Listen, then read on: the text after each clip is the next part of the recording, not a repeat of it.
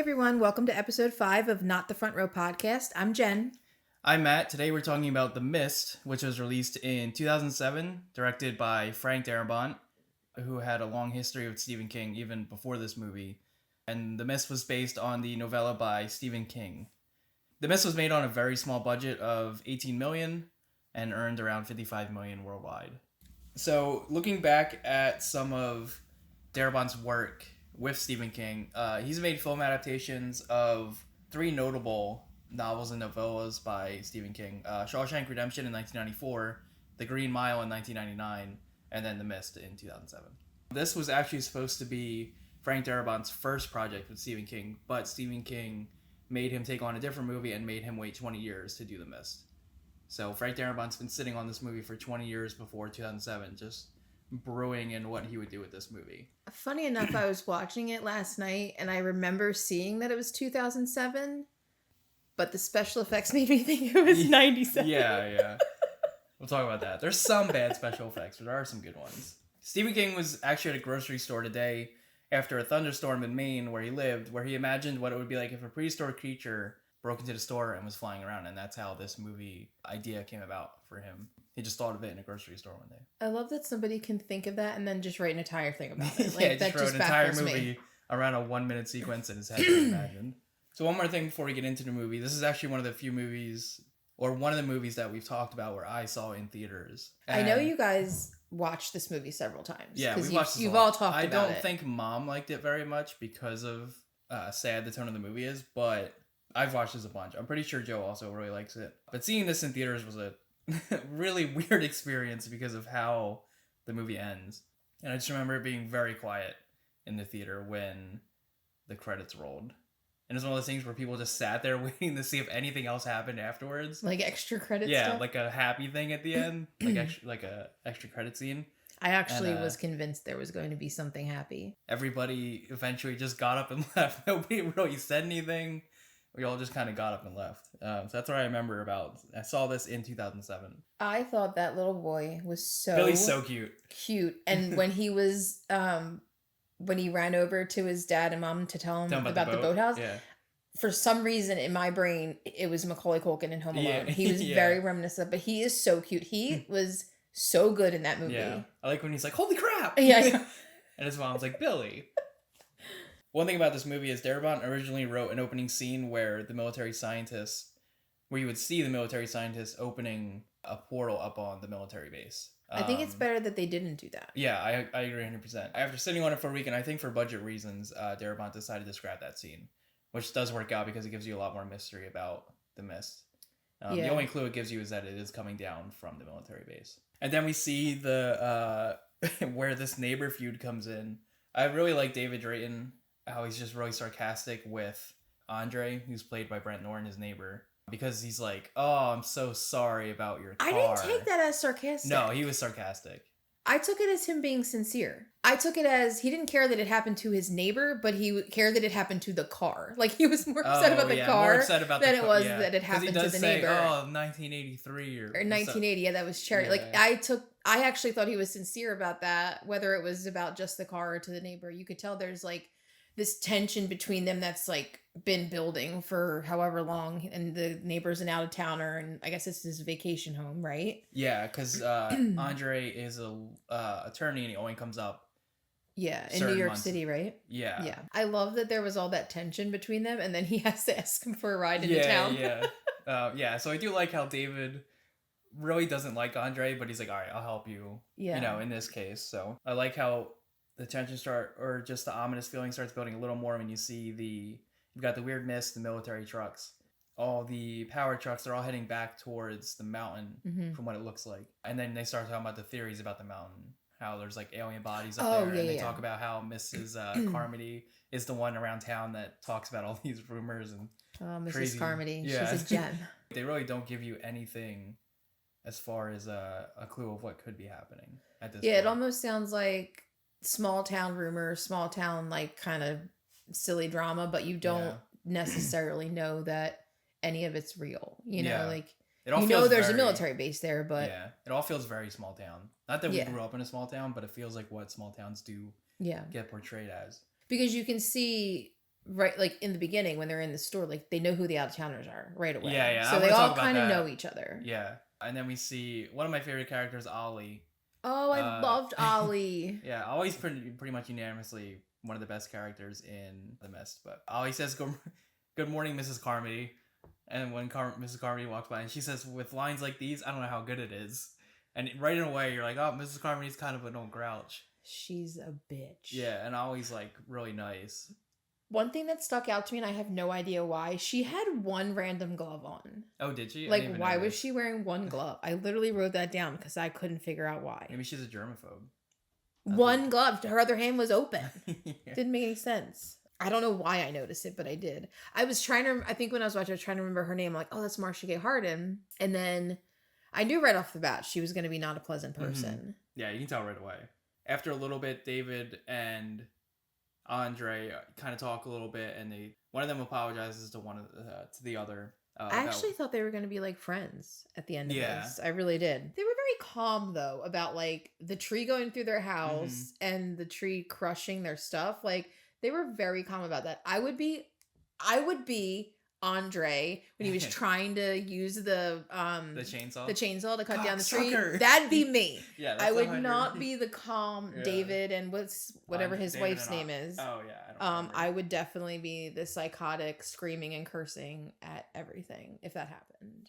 There's this really good scene where everything kind of shifts. It's when the really awesome town siren that kind of starts to escalate the situation and everybody's like, what's happening? And this is where I really would have liked, like, I understand why they cut out the beginning of the movie, but parts right before when it starts hitting town and all those trucks are heading back up to the mountain, I would love to see it from the military perspective of first dealing with the mist coming down and what that was like, because you never really see that. You just see it at the end. So is the military operation on top of that mountain that they showed in the beginning? Yeah, it was on top where across the water. I didn't write down the old man's name, but the man with the blood. Yeah. Who comes running to the store and he starts everything off and he's like, something in the mist. Yeah. And he said something took John Lee. Yeah. And I wrote, poor John Lee. Poor John Lee. He said something killed John Lee in the mist, and then he tells everybody to shut the door and everything. Was he in The Walking Dead? Yeah, there's like 4 people in this that were in The Walking Dead. Because I saw Carol, right? Carol. I'm not a big Walking Dead person. I've only seen the first 3 seasons, but I remember he was the one that lived on top of the camper, right? Or like would sit on top of the camper. Yeah. Okay. So having never seen this, never discussed this, I knew nothing about this movie. Yeah, you knew nothing. At all. I forgot to say that. This is your first time watching I knew nothing about it, never talked about it. Yeah. But I thought, in my head, there were not monsters. Right. I thought it was just this like, maybe like a poisonous rain type mist. And that would like, kind of like an acidy situation. That would be a way worse movie. That's what I thought.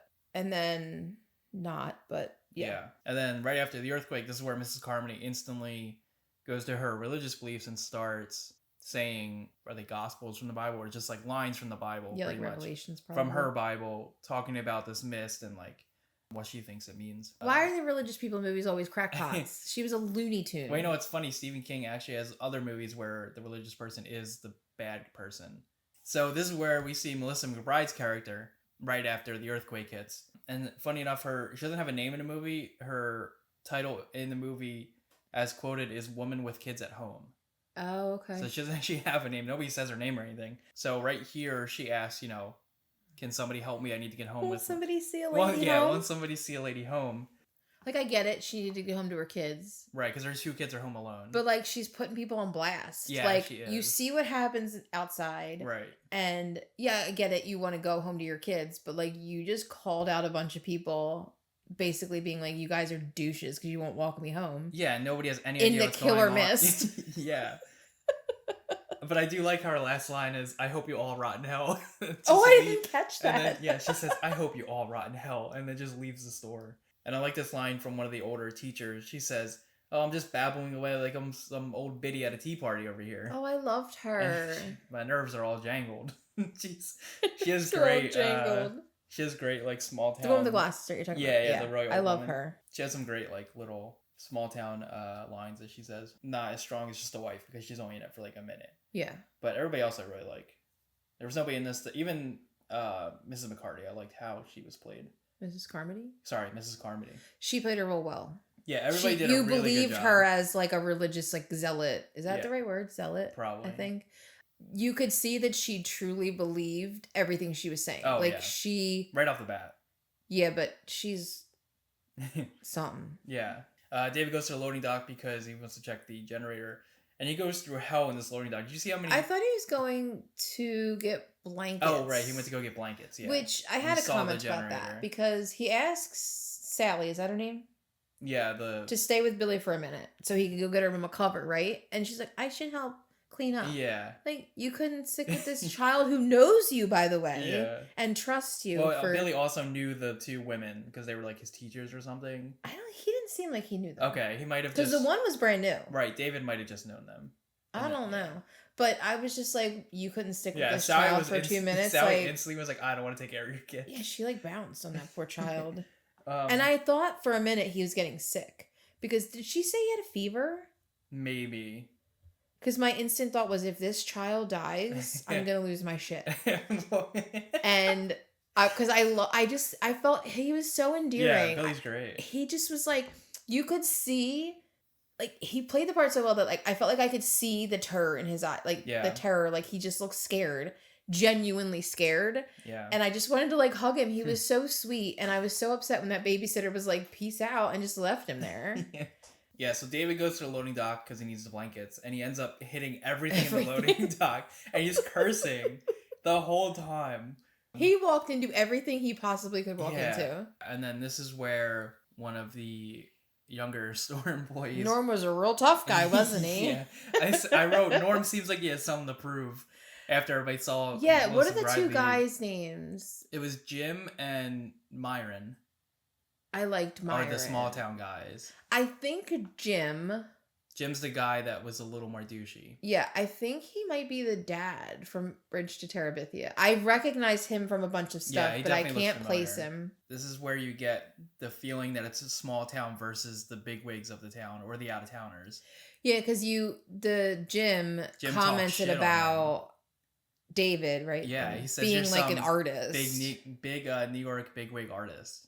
Yeah. He's like, just because you have connections in New York doesn't mean you're better than us. Oh, he has a really good line here where he talks about how everybody's just stuck in the store and there's nothing they can do, and this feels like something that they can solve.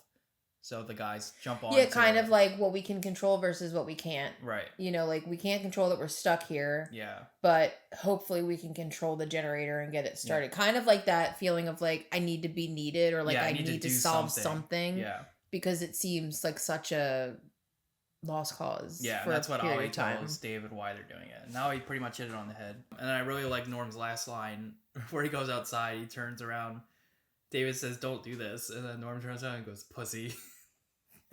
Opens the door. Such a tough guy till he gets... And then, they open the door and you can see the mist doesn't come into the store, it just sits outside of the store, which is on purpose.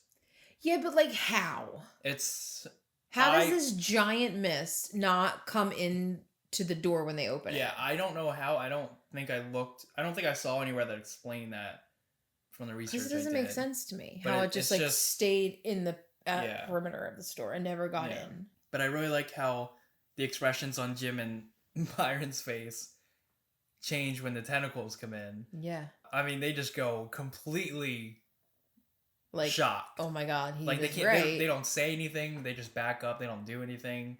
When Norm gets attacked, they're just there. And in the meantime, David's trying to save him from this monster. Yeah, everybody's in complete shock at first. Yeah.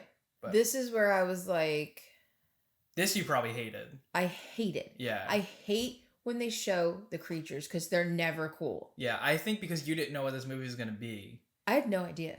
That you did not expect tentacles to come out of the mist. No, and I saw the tentacles, and I think I texted you. I was like, "Why did they do this?" Yeah, that's where I was like, 97, 2007. I couldn't figure out. I couldn't remember. Yeah. The tentacles are the worst CGI in the whole movie. So cheesy. Yeah, it's really bad. I was so angry, and at that point, I was like, "I hate this movie." Were you mad even when it was like eating Norm though? Because that was kind of cool. I mean, it just took a whole chunk out of Norm's leg. I mean, it was like the way it ate was really cool. Yeah, because it like slammed its tentacle into them and like ripped. And it has teeth all over it. And a mouth on the tentacle, so it just rips off Fletcher's. I thought it was really cool. But obviously the CGI kind of ruins it. Gross. Yeah. But yeah, you're right. Like I just saw that and I was like, I can't with this. Like I still try to keep an open mind because you know how I hate the creatures. Yeah. But I was thinking to myself, this is the beginning of the movie. And I was very scared that like it was gonna be these weird tentacles the whole movie, and I was just like, I can't. It's like there's an hour and a half left. You've seen Stephen King movies before, right? Yeah, some. There's a little fact here. I'm gonna tell you about the creatures as we go when we get introduced to them through the movie. Okay. There's a little bit about all of them. These tentacles have never been confirmed to be attached to anything because you never see the other side of the door, so it's never been. Yeah, like is there a giant octopus walking? Right. There's a bunch of speculation. But it's never been confirmed what those actually are, or if they're even just by themselves. They could just be their own thing. Aoi's the next one to try and help. He grabs the axe, and Aoi puts his axe up, and when those tentacles pull Norm, I 100% thought he was just gonna decapitate Norm as he's going down. It would have been so cool if Aoi just nailed Norm as he's getting pulled. No, because I think that would have traumatized Ollie for the whole movie. You're right. He would have been like, although he does end up being a badass, which I like. But that's the only thing I thought of when I was in theaters. Like they pulled Norm, and I'm like, oh my god, I was gonna axe him, and then he misses. Thank God. I just wanted Norm. I think that scene went a little too long. Like, just go. It was a little long, yeah. But I do really like how Norm gets pulled and hits his head on the garage door. That was almost comedic how that happened because he's getting pulled and he's like, ah. Yeah, like this scene to me, that's where I was like, I was up and down this whole movie. Mm-hmm. Like I really like it, I hate it, I really like it, I hate it. Yeah. But that to me, I was like, this. I hope it's not this. Yeah, you cheesy. Hope it's not that, yeah. Because it was cheesy. I mean, that scene was cheesy. But I liked after he was gone, they had to like swallow their pride and be like, "Sorry, dude, we didn't believe you. We get it now." Did you notice when the giant tentacle comes in, it's sniffing? I don't know if you could hear it in your... I think I might have noticed that. It sounds like a dog, and it's sniffing. I think I did notice that. Yeah, I didn't notice, but now that you say it... I have never noticed... There's a couple things I noticed because I had headphones on for the first time listening to this movie, and there's stuff I heard that I haven't heard, and the sniffing was the one thing I heard that I've never noticed before, and it starts sniffing the dog food, and then it's when it opens it because it's food. Yeah, I remember that. Yeah, so that was the first time I've ever heard the sniffing part of the tentacles. So it almost seems like the tentacles are their own thing. Yeah, they're like an independent creature because I thought when it was doing that, it was trying to find another like maybe human to get. It looks like it was just looking for any food. Yeah. I just wrote down one note. There's absolutely no way nobody in the store heard any of this happening while the power was out in the front. I know. They're only through 2 double doors. Like in the back. Yeah, like open, like they're not even like steel doors. They're just regular like random flappable doors. Norm's screaming for his life. Yeah. Like obviously it's a movie thing, but like there's no way nobody heard any of that. Yeah. After Norm gets taken, Jim instantly starts trying to justify his reasoning. He's like, "Hey man, I didn't know that was gonna happen." And you knew something was gonna happen. And then David just fucking socks him. Yeah. Right after. David just hits the shit out of him. And he's like, "You gotta go look at it." So Jim has to swallow. Jim and Myron have to kind of swallow their pride a little bit, like you said. Jim says he's just a kid, or he's just a stupid kid, or something like that. And David says, he's supposed to be stupid. What's your excuse? Yeah. And he's just going in on Jim. Poor Jim's just like, I just killed this guy. Well, I mean, David tried to tell him. Yeah, and David's just not having it. David just doesn't care. This is where we get a little more backstory of what Andre and David went through, because Andre starts getting pissed that he feels like they're trying to pull one on him, especially Jim and them, and he calls them hillbillies. Yeah. So it just was weird. Like, that interaction was really weird. How I thought Andre really overreacted to it. Yeah. And I love the part where David kind of pushes Andre and tries to pull him back there, and then the store manager comes over. He's like, "I'm writing names down." He's like, "I'm starting with you." Yeah. And then he's like, and then he said something to Ollie. And then Ollie goes, "Okay, well, while you do that, in the meantime, shut the fuck up and listen." Because that guy was a douche too. Yeah, that store manager was a douche. We get this really funny scene with Mrs. Carmody in the bathroom. Lori, who is the blonde, comes into the bathroom and, says, "I need to use it," and whatever. He's like, and she's like, "If you need a friend, Mrs. Carmody." Yeah, she's trying to be nice. And then Mrs. Carmody says, "Today I need a friend like you. I'll just have myself a little squat," and shit went out. She was so mean. That is such a good line. I talked about this earlier, but this is where you really see the 3 groups form.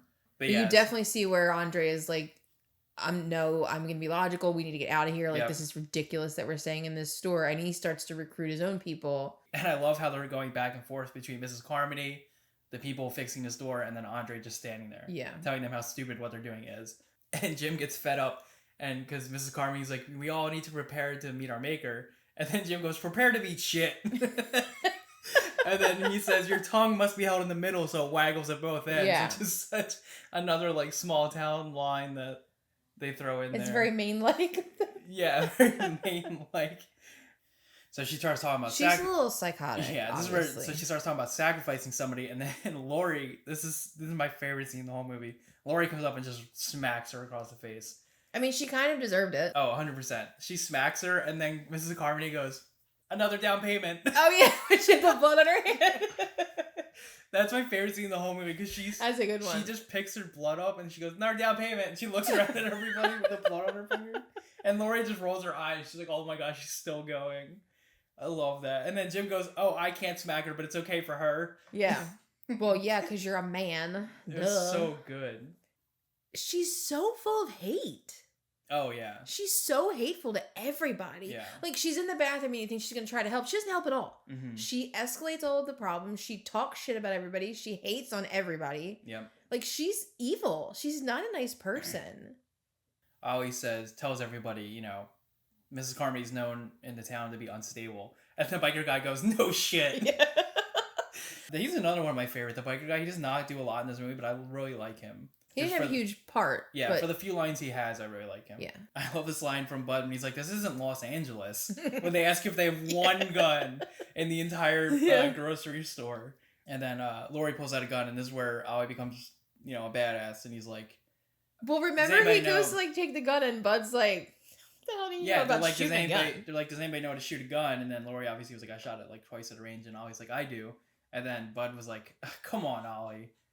Like, Bud, right here. I was like, I don't care if Bud dies at this point. Yeah, and didn't Ollie say he was like a champion marksman or something like that? Yeah, Ollie like loads the gun and he's like, state champion 94. Yeah, like why are you judging him, Bud? He's like, you know, he's just mean. Yeah, like Bud's not nice to his employees at all. And Ollie's so good in this movie. All right, then we get the fractioning of the group. So Andre is leaving. And I really like this conversation between David and Andre where David's like, what happens if something's actually out there? And then Andre says, then I guess the joke would be on me after all. And that's like pretty much the last thing that he says. And then Andre's group goes out with the biker. How many people left with Andre? Do we know? Maybe like 10. So it was a good bit. He convinced a good bit of people. It seemed like 10 at most. I didn't actually count. Right before the biker leaves, he turns to Mrs. Carmody and says, I believe in God too. I just don't think he's the eventual asshole that you make him out to be. And I like Mrs. Carmody's line of, oh, okay, well, you tell him that when you meet him. Just chat it over at leisure. She's such a bitch to everybody. She does make God seem like he's just like this horrible, it's awful, vengeful, like very Old Testament. Like he's just here to kill all the sinners. So, R.I.P. to Andre Group and the biker guy. Well, you see the biker guy get attacked. You assume Andre's group does. Yeah, this is But you hear and see the biker guy getting attacked. Well, you don't never hear. You do hear it. Anything? Yeah, he screams. Oh yeah. But you never hear anybody in Andre's group. But yeah, you don't really know what happens to Andre in the group at this point. You just know the biker guy's dead. Well, yeah, because his torso is. I love how they do upper part of his body was missing. I love how they do the rope. Oh God. It instantly gets pulled and then it goes up in the air. That's so cool. I love, which I'm assuming is the lobster creature that gets him, which you see later. But yeah, the rope gets pulled into the air, which is so cool, through the door, and then they start pulling it back because it gets cut, and then it's all bloody. And then it jumps to nighttime. Someone about to eat dinner, looking out the window, and there's a bug. And if I saw a bug that freaking large, I would lose my mind. You do not I'm like terrified bugs. of insects to begin with. I hate them. So then I'm like, oh, now we've got bugs. Great. These are called scorpion flies in the universe. That tracks. So yeah, with their stinger, obviously. Yeah, because didn't somebody say, look at the size of that? Maybe Mrs. Carmody said that, right? Look at the size of the stinger. The third creature that we get introduced to is the pterodactyl buzzards, which looks like a pterodactyl, right? Pterodactyl-like creatures that eat the scorpion flies. So they start hitting. Oh, it ate the flies? Yeah, I didn't even realize that. So in the universe, their main source of food is the scorpion flies. Oh, I thought they were like on a team trying to kill all the people. No, they were eating the scorpion flies. Oh. That's why they were hitting the window, because they were grabbing them and eating them. So the terror buzzards and the scorpion flies get into the store. R.I.P. Sally. She didn't even try to move. Yeah, to be fair, she was just like, oh, and like moved her head like half an inch. Yeah. Like, that's not saving you. Yeah, at all. And she gets stung, and she's done for in like 10 minutes. She's gone. I did like the way they made her like distort and like her whole face face after just she got puff up. stung by the bug. That's so terrifying. Your throat closing. Yeah. From swelling. Oh. Some random guy in the front store gets his neck ripped off by the terror buzzard, which is sick. The terror buzzard's beak is literally just like, it looks like it's just a long, sharp beak, and there's no teeth, from what I saw anyway, so it just clamps down and it just pulls. It doesn't, like, rip. It just pulls, which is so, so gnarly. It just ripped that guy's neck. And then the bug not stinging Mrs. Carmy always annoyed me when I watched this movie. But I understand I immediately why. was like, oh, that lady's friends with the bugs. Like, why? Like, they just stared at each other, like, in a moment, and I'm just like, of course, it's not going to you didn't land. Of course. I landed on, you didn't think, like, oh, yeah, Mrs. Carmy's done. You're like, no way, she can die here. No. Yeah. And I was like, of course they make her friends with it, because she's evil. There's different theories about why this happened. There's no, like, concrete answer from what I've seen. But basically, you look at the scene in two ways. Carmy's religious beliefs, a.k.a. God speaking to her, is what saved her, because, she's answering God. Does she think she's a prophet, right? Didn't she basically say that at some point? She says she's like the voice of God. Yeah. Or somebody says that about her. So you can look at it that way, or in a more practical sense, the bugs are more prone to stinging somebody who is moving and panicking. Or if you think about it the way the theory you said earlier today, like if you go out into the mist calmly, nothing happens. Like she was very calm. She wasn't like, she didn't show fear. So like maybe the bug was like, all right, you're cool. Like you're not running from me. You're not like, kind of like you don't anger the bee that's coming after you. Like I feel like if that's the theme, because we talked about that already, that could be it. She was just very calm. She didn't move. She just was like, all right. And the bug was like, all right. Yeah. We're cool. Is where, again, always the best person in the movie saves Billy. Oh, from the terror buzzard. I thought he was going to shoot Billy. Yeah. I was like, oh my God, he's going to shoot this child. I was like freaking out that he was going to kill Billy with that gun. I really thought this was Billy's end. That would have been fucked up. Because I was like, he's trying to save him, right? Yeah. But like, I just had in my head, like, this is going to go bad. Mm-hmm. And Billy's going to get shot. That would have been fucked up. And foreshadowing. Yeah. That would have been terrible if Billy got shot there. But this is this where, like, because at the same time, aren't they using, like, fire to try to kill these bugs? They lit the mops on fire to try and because light the bugs the on one fire. guy, and I don't know who it was, because he does have a part in the movie because he's, like, burned. But, like, he catches on fire because he falls. Right. But he goes around and touches everything. Like, did you notice that? Yeah. I don't know how the store didn't catch on fire, like the whole store. Yeah. Because he went. That's Joe. You saw him touch. Yeah, he goes around 5 or 6 things, and he's just like touching everything. And I'm like, dude, did you stop, drop, and roll? Like we learned this our entire lives. Why are you touching? And things were catching on fire. Right. How did they get put out? Because all they used the fire extinguisher on was him. They probably went around and took out the... It was ridiculous. That store should have been ablaze. That store 100%. Because they had 2 fires going, so they definitely should have. Yeah. And the terror buzzard was flying around on fire. Yeah, that part was so ridiculous to me. Like, you have all this fire in the store between the dude and they have the mops, and like nothing catches on fire. And there's no... So ridiculous. Wait, in theory, wouldn't the fire system kick on the sprinklers? I think because there was no electronic. I don't know. No, they can't be electronic because they just have to come on during fires. Maybe they didn't have one. Yeah, I just thought of that too. I'm like, why didn't the fire suppression system come on? Anyway, just another. But movie. It would have made more sense by the store didn't catch on fire. Yeah, it's just another one of those movie things where like you can't have the store catch on fire here. Yeah, like you talked about Joe and this poor dude's laying on the ground, and if I'm anybody else, Joe, you're getting shot. You're done. You're not. You wanted to get shot. You're not saving Joe. He was like, with how burned he just was. Kill me. Like, why? There's no way you're suffering. Why would you let that guy live? Well, I get his brother was there. They were trying to save him. I get his, but like, what are you saving? That guy's burnt on 90% of his body. I mean, you can live after being burned. Yeah, but for all you know, the world's over. I guess. Like, if I'm Joe, just put a bullet in me. I don't care if he says no. I'm just secretly somebody put a bullet in me. I'm not living with all those burns. I'm sorry. The other woman that we saw in the beginning, Hattie, who was watching Billy, this is where we see she killed herself overnight by taking the pills, which I think, because there was a scene where David and Hattie are looking at each other after she almost gets Billy killed, and I think she killed herself because of her almost getting Billy killed. You think she had guilt? Yeah, I think she was guilty, because there's a scene where right after that where David and Hattie just look at each other, and David's kind of like, "What the fuck? I told you to watch my kid." I mean, she was trying. Right, she was trying. But Billy was She wasn't trying hard enough. She was like, Billy, come back, instead of just getting up and she didn't grab him, which yeah. I was like, why didn't she She's just laying on the floor. reach for him? Yeah. So I think... I just took it as like, she was like, this is hopeless. We're not going to make it out of here. I'm done. Yeah. This is where a scene that you talked about earlier, this is where David realizes that Mrs. Carmody is going to be in control of a lot of people very soon. And Laurie's like, no. She's like, people are good.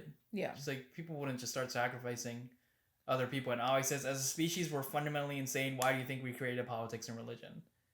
I mean, it's not wrong. And Ollie just... Ollie MVP of the movie. He really is. Coming in again. And like, I feel like... her name's Lori, you said, right? Mm-hmm. I feel like Lori's like me. Like, I'm always like, oh, people are good people. Mm-hmm. Like, people are really good. That'd be me. Like, I'm always like... You're like, they're not going to sacrifice somebody. Who does that? And Ollie's just like, I would 100% would sacrifice somebody if I needed to. You know? Because you start to see, like, it's almost like a social experiment. When you're in the situation where you can't control what's happening, you try to take control. So, like, you see it. It's literally a social experiment. Like, these people, who's going to join... kind of like the woman who's predicting what's happening. Like, who's going to be like, well, she knows what's up. Yeah. So let's follow her, right? Like, and that's how... I feel like that's how cults happen, right? Yeah. Like, he knows what's up. Yeah, and they talk about how people will follow whatever they feel like is the safest thing, I think is what one of them brings up. I didn't realize all of those people were going to the pharmacy. Yeah, it's like, what, 6? It's 6 or 7? More than I thought. Like, I thought it was just going to be like David and Lori, or David and somebody going. And then I'm like, oh, all these people. Like, I love that what's the old lady's name? Frances. I love that she was like, I'm down to go to the pharmacy. Like, yeah, because she knew where all the meds were, I think, from what they said. But there's a scene where Mrs. Carmody tries to stop them. Frances throws a can of food at Mrs. Carmody and nails her. And, Frances is like co-MVP to me. Like, her and Ollie are like, Frances the best. Frances is sick too. I think she says something to her, like, shut up, you old buzzard. Frances turns to Jim, because I don't think Jim was going to go. And Jim goes, I had you and your brother back then, didn't I? And he goes, yeah. And he's like, you two are a bunch of underachievers. Go ahead. And Jim's like, yes, ma'am. So Frances forces Jim to go by calling him and his brother underachievers in school. So, poor Jim, this is where Jim cracks, unfortunately. So, and then they get to the pharmacy and they find giant spiders, which is... Well, like, they don't see them at first, and they're hearing things. And they see webs. And you're like, get out. Like, you know there's something in there, because you can hear it. That's what the old guy was saying. Like, as soon as he heard stuff, he's like, we should leave. Yeah. And, like, they're in there another, like, hour. I'm like, come on, guys. Not an hour, but you know what I mean. Like, you hear that, you gotta be out. You gotta leave. Something's not right. Something's in there. Get the hell out. Yeah, and this is, they find the MP webbed up in there. Oh, and the first thing the MP says is, I'm sorry. He's like, this is our fault. Yeah. And then spiders start popping out of his body, which is so gross. Oh, I hate spiders. All the baby spiders coming out of his skin and stuff. Oh. Dude, that is my fear. Yeah, that's the worst, 100% the worst way to go. No.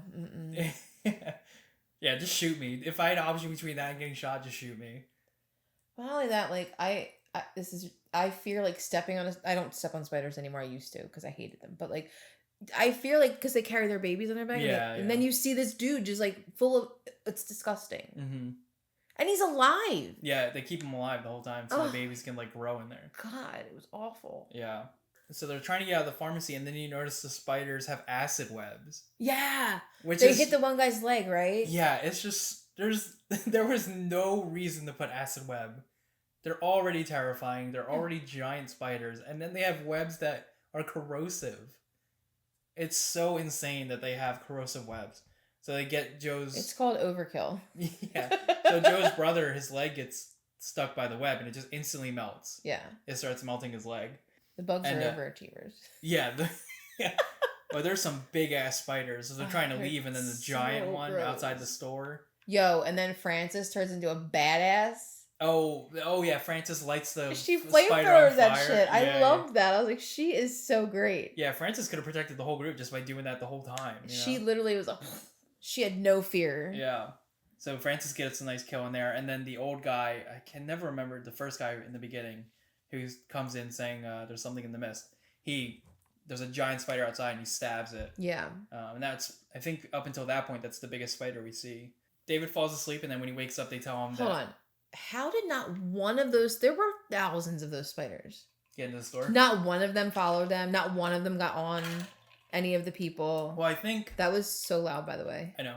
Sorry. Like not one of them. I think the thing is that mist doesn't go into the store. I don't know why, but the mist never. But it wasn't the mist. It was the spiders. But they have to be in the mist. There was no mist in that store. No, remember when they walked into the store, they said, "Oh no, they left the doors open," and the mist. That's why the mist got into that store. Because they left the doors open. I know you can't see the mist in there, but it is foggy in the store. But the monsters can't go outside the mist, from what the movie shows. They do go outside the mist. They don't. Because they go into the store. The bugs go into the grocery store. Yeah. So like the creatures can exist outside of the mist. I don't know. That's probably a plot hole. There's a flaw there. Because like there's no way not one of them got out. Yeah. I guess you could see it as... I mean, the only thing I thought was the only way they didn't is because they started to feast on something else, like the other dude. Like, but to me, it just seemed like a weird. Easily the spiders could get into the store. Those spiders could. I mean, they have corrosive web. They can get into the store. Yeah, they could have just gone outside. The other creatures, the bigger ones, could obviously just break the glass and come in. So there's probably two ways. One is it's a plot hole, or they needed to not get into the store, so that's why they do it. The second is that the store is being protected because of Mrs. Carmody being the religious. So maybe she was like. So she's the one keeping everything out of the store. The hero all along. Yeah, she's the hero all along. So David falls asleep and he wakes up and they tell him Joe died while he was asleep. And this is where Jim cracks and starts following Mrs. Carmody, which is a big hit. Yo, dude done lost his mind. It's like because they tell him Joe's dead, and then they kind of like. Then they're like. There's something worse though. they're like, hey, Joe died, but also there's something worse happening. Yeah.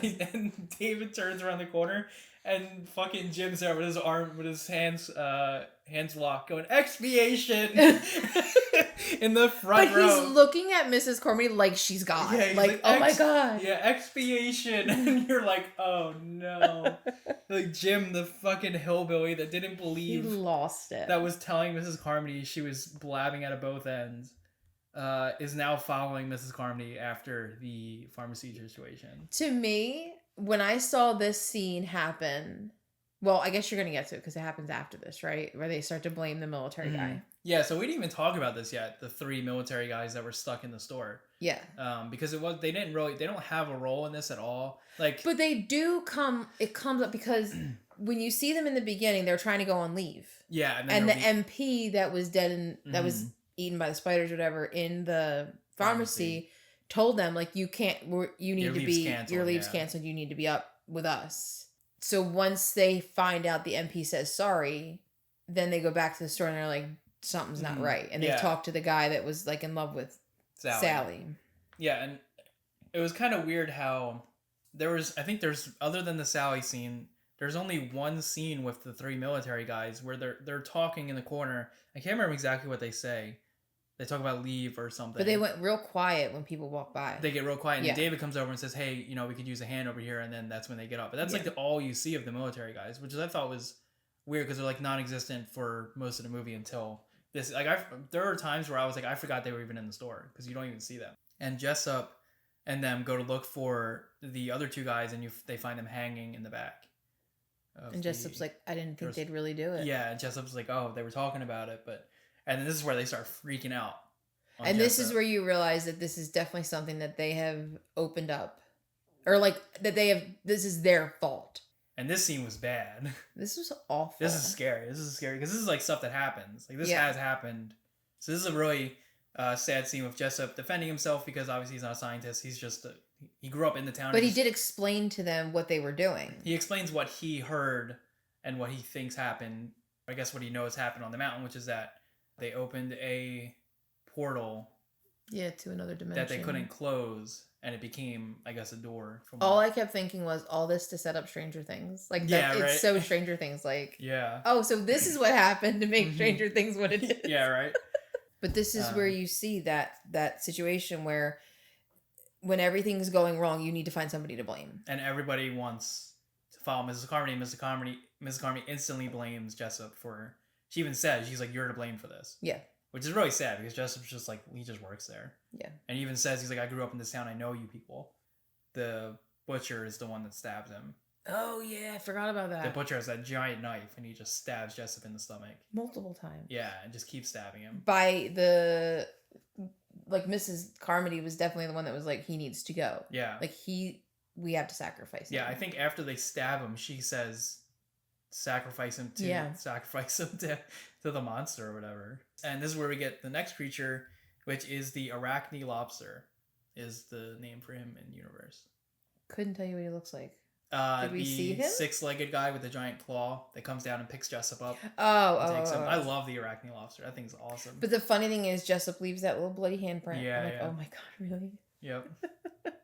And then the creepy thing is when they pan back into the store, Jim and the butcher are smiling after they see him get taken, which is so creepy. But it's they're so deep into thinking that they're safe. They thought they did something right. Yeah, they're so deep into thinking they're safe now because they sacrificed Jessup to the monster. There was a part where somebody died at night, and she said, or somebody died, and she said, "We'll be okay for tonight." Is that after Jessup died? Yeah, I think so. Because she's like, they won't come for us tonight, but you never know what's going to happen tomorrow. Because we appease them for now. Yeah. Truly which is psychotic. Insane. But it's crazy because it worked. It did work because they weren't bothered at night. Everything she said worked. Yeah, and I think that's why so many people started to follow her because like everything she was saying was coming true. Yeah, it's so... She knew the boy would die. She knew all these things, and she knew that they'd be safe as long as they sacrificed somebody, which is so horrible. Like that you would buy into that. But I guess when you're so desperate, you just seek anything. Yeah. Like I don't know that I could ever get to the point where I'm like, just sacrifice that dude, we'll be fine. Like it's just not. So this is where we get a scene that sets up the ending of the movie where Billy makes his dad promise that he'll never let the monsters get him. I literally wrote down, this poor child is traumatized, and if he dies, I'm going to be pissed. Poor Billy. But, he's, like, very, like, stern. He's like, do not let the monsters get me. Mm-hmm. So we're entering into the last half of the movie now. They plan an escape. It looks like everybody's asleep. They go to aisle 2 to get the groceries, and you find out there's Mrs. Carmody. I love that she's twirling the knife. Yeah. While she's sitting in a chair with her arms up. She's like, you thought. Yeah, she's just twirling the knife. I'm like, I wrote down, I'm like, this fucking bitch is always around. I wrote, this bitch is a psycho. I'm glad we're on the same page about that.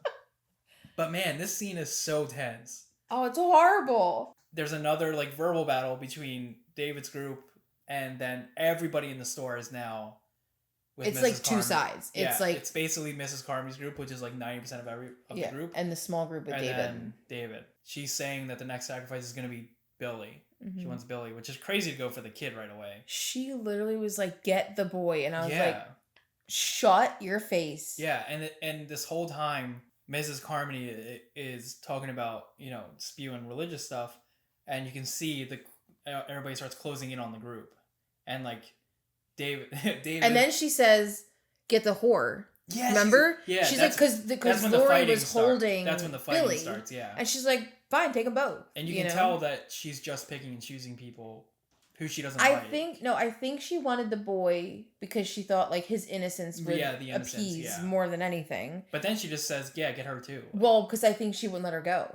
Yeah. She wouldn't let Billy go. Get the whore too. So she was like, all right, fine, we'll take them both.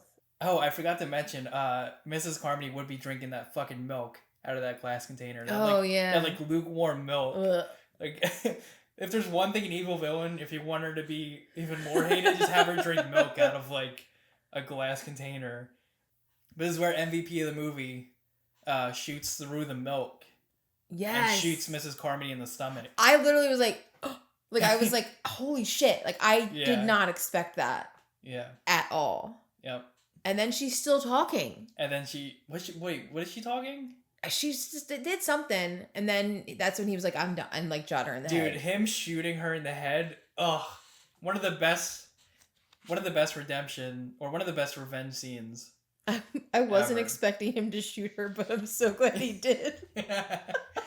I That's what I can't, wrote. dude. I just remember like, because this whole time you just have like, it's like air building up when you're Yeah. watching the scene, and then she gets shot, and it's just like you finally can like release that air that's been building the whole time. I will say I don't remember what happens next, but I'm wondering why my next note is here.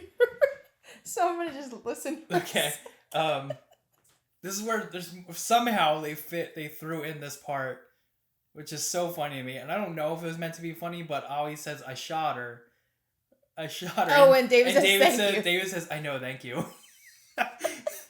But he says thank you, and then they're at the door. And they do it again. And David was like, "Yeah, that's why I said thank you." Yeah, so they get the stuff, and the group kind of backs off and allows them to leave the store. Because at this point they're like, "Holy crap! Like our savior almost is gone. Yeah, thank what do God. we do? You know?" Fuck that whole place. So they get to the door, and Ollie's like, "I wouldn't have shot her if there was any other way." And then David says, "I know, Ollie. That's why I said thank you." So there's just like these little tiny scenes that are funny thrown in, and Ollie goes, "Okay," and then opens the door.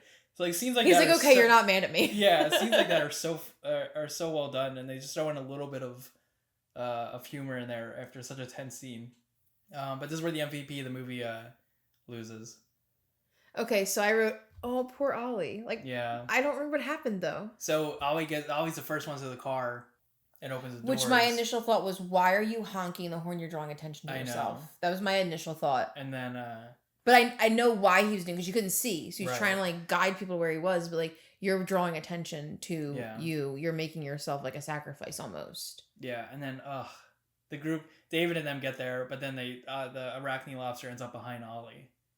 Oh yeah, because they said Ollie, and I was like, oh. Ollie turns around, and then it takes Ollie and like just rips Ollie apart. I was not happy. Like that was probably the worst death to this point. Yeah, and I was like, of all people. I mean, I think everybody shares the same sentiment that they're all just very upset that Ollie gets killed here. He didn't deserve it. No way. But Ollie's still the MVP of the movie. Best one. There's 5 of them. Yeah, 5 of them. There's Laurie, David, Billy, Francis, and the older guy. I can never remember his name at the beginning of the movie. Yeah. So they drive past the front of the store, which I think is so funny. It's like a victory lap that they do in front of the store. That car reminded me of like the... Jurassic Park? No, it reminded me of the Ghostbusters car with all, because it had all those lights on it, like the Ecto whatever it is, but like I was like, that's the first thing I thought of, was like, that has so many lights on it. You're like, that's way too bright for me. It's way too bright for me. Like, God forbid we have any light in your house. So yeah, they drive past in front of the store, and at this point I'm like, but then you see that the store manager's back inside. But yeah, my thing, and there's a funny thing about that, like they're in front of the store, why didn't the manager just go outside and get in the car?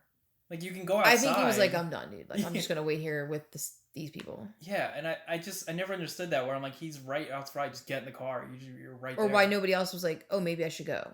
The music in the driving scene is so heavy. Ethan was watching it with me and goes, what is this music? Yeah. It's, yeah, that song is so good for the ending of the movie, though. I really liked it. I thought it was fine. You just thought it was fine? I feel like that's it was fitting. I feel like that's such an impactful thing, is that music that plays when they're driving through the town. And honestly, I don't remember what it sounded like. Oh my God, you're killing me. I mean, I noticed it when it was happening. Ugh.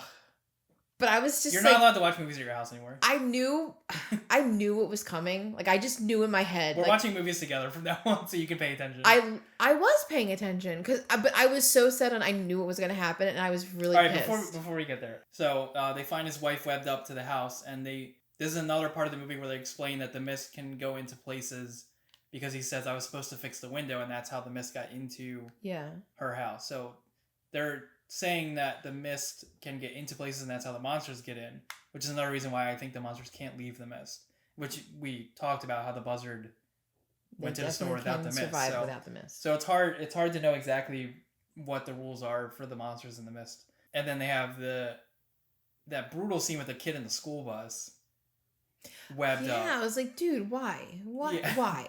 There's actually a thing.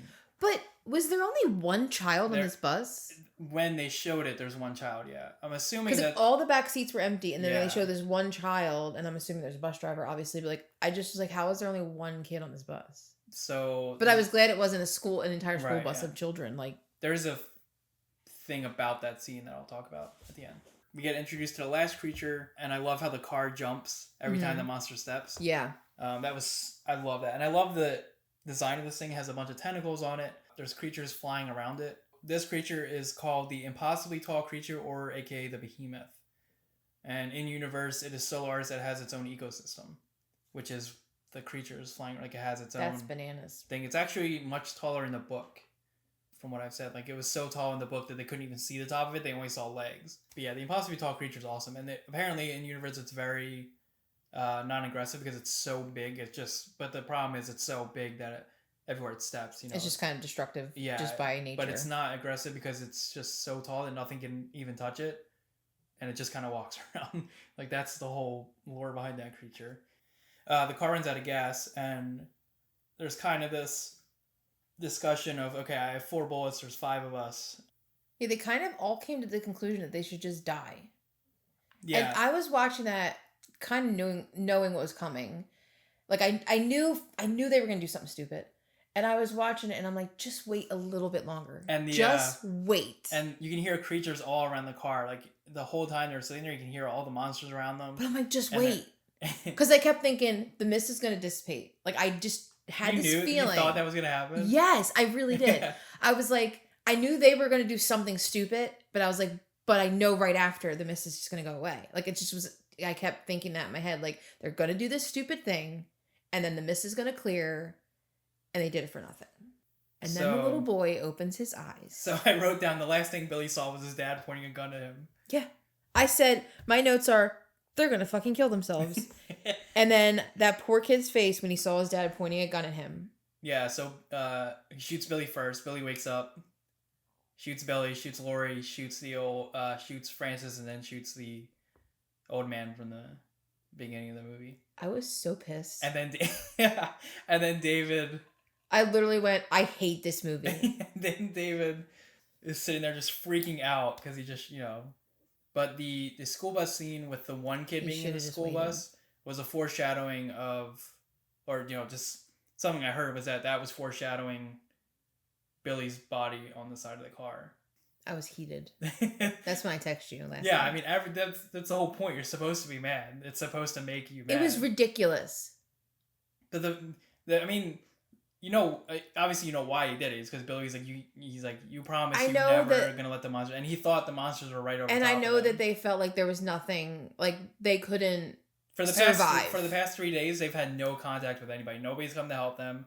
They've just drove, however many miles, and there's no. I get it. They release. just were like, there's nothing. Like there's nothing for us. Well, they thought the whole world was probably taken over at this point. But I was angry. So I was very angry. So anyway, David shoots the other 4. David's there freaking out. He gets out of the car waiting for the monsters to come get him. And then this whole scene, it's quiet. There's no music or anything. And then as you hear something getting closer, a tank comes through the mist with the military, and then the mist dissipates. And that no shit, like I said it would. And that music kicks in, and you're like, oh. But then you see the people. That they rescued. No, you only see the woman. No, they have a whole truck of people. No, they have a whole truck, but there's only one person But you see that lady. The lady from the beginning with her kids. Yeah. Yep. She made it. And I don't know how she made it, but she made it. So there's a couple... I literally went, told you to wait. Yeah, so there's a couple things about this whole ending. There's actually a lot about this ending that we have to talk about. So the fact that they drove south and the military was behind them means that the store was saved right after or relatively close to after they left. And the military was just behind them the whole time, coming up and clearing the area. So if they stayed in the store, flamethrowers. Yeah. So if they just stayed in the store, they would have been fine. We assume. You assume. Well, no, there's so there's something else we got to talk about. So about this specific ending in general. So David shooting his son was not King's original ending in the book. The original ending in the book is they just drive off into the mist and that's it. Would have been a better ending. No way. And King saw this and King read the script for Darabont's ending and said he wished he would have thought of it. Because King said he wished I would have ended my story like you ended the movie. But yeah, so we see Melissa McBride with her kids. She survived. There's 2 ways you can look at that. It's what we talked about earlier, where if you're just calm and not so much scared of what's in the mist, you can just get through it. Yeah. And they won't bother you. Which I really would love to know what Melissa McBride saw just walking through the mist to her house. Walk to her house. She had to walk past all these creatures. So like I would love to see how that. She's probably like, I don't care, I'm getting my kids. Yeah, she's walking by the spider, the giant spider with her middle finger up. So I would love to see what Melissa McBride's character's journey was like through that. Maybe you could write the sequel. Oh yeah, I'll prequel. write this. Whatever. The midquel. The missed midquel. Okay, so the other thing they were going to throw in, Darabont originally was going to have the group in the car find Melissa McBride webbed up dead while they were driving around, but Darabont liked Melissa's acting so much he decided to keep her alive. And then Darabont actually wanted to show another military truck carrying all the supermarket people past David. I would have loved that. That I would have loved, because it would have been just like, haha, you just did that because you're an idiot, and they're here, and you killed your freaking kid. But the only reason why they didn't do that was because this was after most of the movie was filmed and a bunch of the cast wasn't there anymore, and they couldn't get them back to film this scene. So the supermarket group did survive, according to Darabont's story. But I just have one last note here. I said the balls this movie had to kill his son and then have them be saved right after is so crazy. Like, Darabont's fucking nuts for doing that. I literally wrote, "Are you fucking kidding me?" And I was so angry. Like, at this part of the movie, I was so pissed. I was like, I cannot believe I just watched this movie, because I was so pissed about that poor child. I wanted nothing more than that child to live. Like, I would have been like, I don't know. I just wanted nothing more than that kid to live and survive. He wanted to piss people off more with the truck showing the grocery store people. Like, he wanted the scene in there because he wanted to give another gut punch to the audience. Stephen King has this in a few of his other movies where it's mostly just about like what fear does to somebody. So like fear drives people to do stuff that they wouldn't, that you think you wouldn't normally do. But I was just really surprised that they were all on board with like, yeah, I mean, we got 4 bullets just to do it. Like, I guess really? It's because of what they saw. If the only thing you saw was that military guy getting spiders ripped out of him, and you're like, I know spiders are outside the car. I mean, look, the first thing I'm doing in an apocalypse, I'm gone. Like, I ain't making it. I can tell you that right now, because I wouldn't make it. But like, I feel like as a movie person, I would want to fight for my kid. Come on, dude. I don't know. I mean, if you're in a situation where you think there's literally all these awful things right outside the car, there's no hope for you. You have no gas. You have 4 bullets. My thought was, why can't they siphon gas?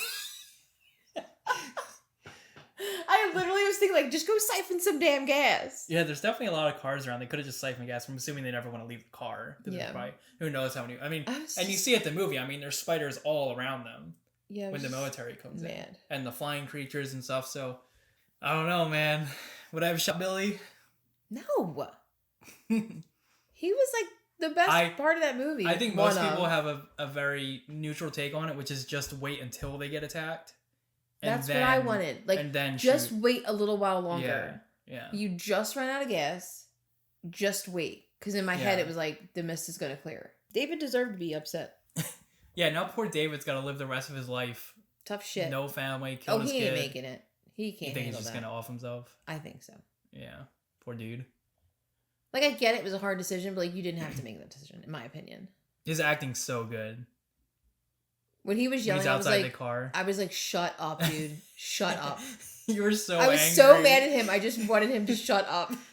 Man, you are harsh. I wonder how many other people are going to have the same sentiment that you have about this ending. So mad at him. This has gone down as one of the most brutal endings to a movie ever. Every time you bring up The Mist, it just automatically people talk about the ending and how much it pissed them off.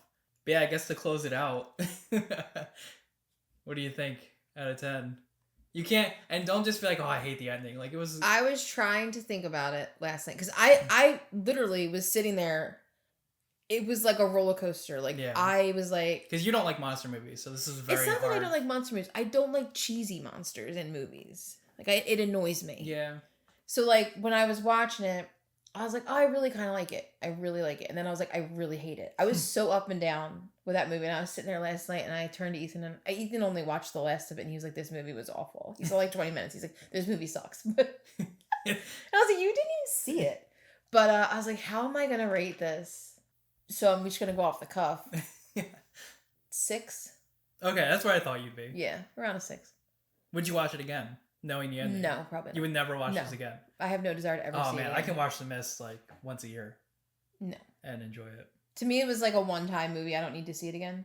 I almost thought it would have been cooler if it was just the mist was like killing people, but like on its own. Yeah, never like knowing an what was in acidic it. type mist or whatever. Yeah. Like I would have preferred that to this. No way. But then you don't get the ending you get because you don't get the ending if it was just the mist. If it was just like acid. Because then you wouldn't be able to leave at all. Yeah. Either, right? So like. Yeah, once I you think stepped outside, you would have been gone. Yeah, I don't know. This is like a 8.5. I thought you were gonna go 9. I was gonna say 9, but I'm like 9's really high. 9 is like if it had a happier ending. 8.5 because it's a very depressing way to end the movie. I knew I would hate the ending because I think every Stephen King movie I like until the end, and then I hate the ending. Like literally everyone I've watched. I don't like a lot of his. Ending, though. Yeah, that was a good one. I didn't know he had anything to do with it though. Yeah. All right, 6 and an 8.5.